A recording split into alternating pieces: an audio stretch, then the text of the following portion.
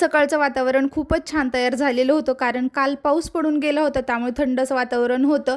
आणि घरी थोडा वेळ फिरून आले. त्याच्यानंतर छान असं कोमट पाणी घेतलं. त्यांनी काल 2 अननस आणून ठेवले होते.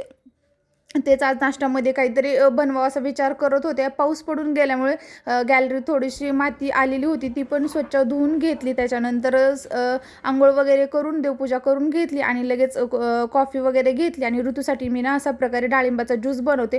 कसं मिक्सरमध्ये वाटला ना तर थोडंसं तो कडवट लागतो, त्यामुळे मी असाच बनवून देते. आणि नाश्त्यामध्ये मी थोडेसे डाळिंब, थोडेसे स्प्राउट्स, 2 अंडे आणि हा आवळ्याचा ज्यूस घेतला होता. आणि आज ऋतूला सुट्टी होती, त्यामुळे सुट्टी म्हटलं की दिवसभर आमचं काही ना काहीतरी चालू असतं. तर आज त्याला टेंट हाऊस बनवून पाहिजे होतं. 2-3 दिवस झाले तो माझ्या मागं होता. म्हटलं सुट्टीच्या दिवशी बनवून दिलं ना, म्हणजे तो दिवसभर खेळतो, नाही तर स्कूलला जायचं वगैरे, त्याच्यामुळे मग ते बनवून ठेवायचं आणि तसंच राहून जातं.